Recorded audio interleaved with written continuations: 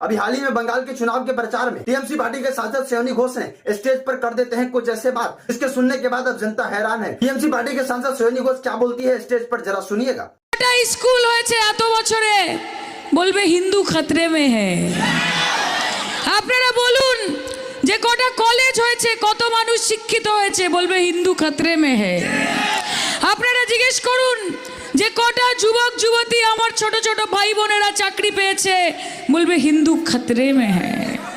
আরে আমি একটা কথা বলতে চাই, যে দেশের প্রধানমন্ত্রী হিন্দু, যে দেশের স্বরাষ্ট্রমন্ত্রী হিন্দু, যে দেশের প্রতিরক্ষা মন্ত্রী হিন্দু, যে দেশের অর্থমন্ত্রী হিন্দু, যে দেশের বিদেশ মন্ত্রী হিন্দু, যে দেশের সব মন্ত্রী হিন্দু, তারপরেও যদি হিন্দু খতরে মে হ্যায়, তাহলে আগামীকাল নরেন্দ্র মোদী এবং অমিত শাহ রিজাইন করা উচিত। যে আপনারা তো আমাদেরকে সুরক্ষা দিতে